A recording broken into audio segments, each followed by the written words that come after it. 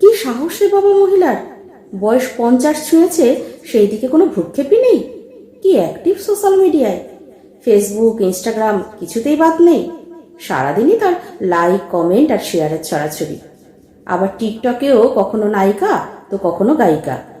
বাপরে বাপ, পারেও বটে। নিজেকে একেবারে টিনেজারেই নামিয়ে এনেছে। এই তো সেদিন দেখলাম হই হই করতে করতে পার্টিতে মেয়ের সাথে ডান্স করছে। লজ্জার মাথা খেয়েছে একেবারে। হ্যাঁ হ্যাঁ বলুন, যত খুশি বলুন। এসব শুনে শুনে গা সওয়া হয়ে গেছে, বুঝলেন? কি হয়েছে, 50 হয়েছে তো?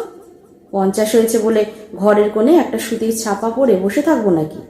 শুনুন, সারা জীবন শুধু এটা করতে নেই, ওটা করতে নেই, এখানে যাওয়া হবে না, ওখানে যাওয়া হবে না, এই তো শুনে এসেছি। যখন 16 ছিলাম, ছেলে বন্ধু তো দূরের কথা, কোনো মেয়ে বন্ধুর বাড়িতে গেলেও মাকে সঙ্গে নিয়ে যেতে হতো। আর পিকনিক, ঘোরাফেরা, সিনেমা এসব তো অলীক কল্পনা মশাই, অলীক কল্পনা। তারপর যখন 20 হলো, রাঙা টুকটুকে বউ সেজে শ্বশুর বাড়িতে এলাম। বাপরে বাপ, সেখানেও আবার এমন নজরদারি কি বলি!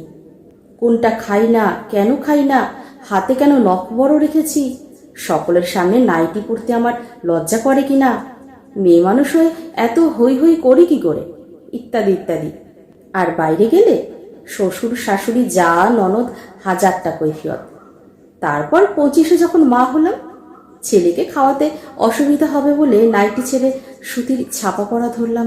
কোমরে আঁচল গুজে এমন দশভুজা হয়ে গেলাম যে কোথায় সিনেমা, কোথায় বেড়ানো, আর কোথায় বা আনন্দ, সব ভুলে গেলাম।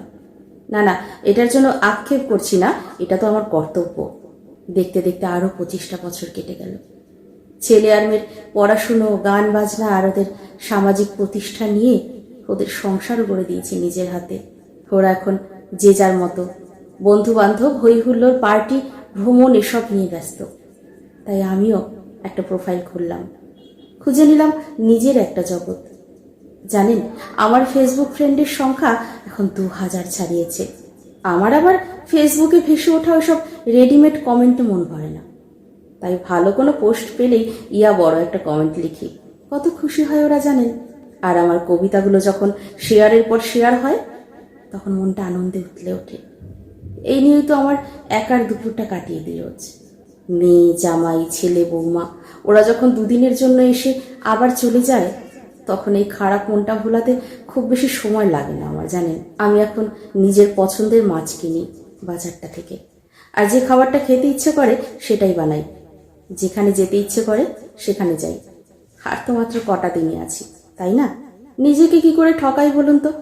মর্নিং ওয়াক করি, কিটো ডায়েট করি, ঘন ঘন পার্লারে যাই, শরীর চর্চা থেকে মনের চর্চা সব করি এখন। এই তো আমার যুবতী হওয়ার বয়স। তাই যে যাই বলুক, চলুন মনের বয়স বাড়তে না দিয়েই 50-এ আবার না হয় যুবতী হয়ে যাই। ধন্যবাদ।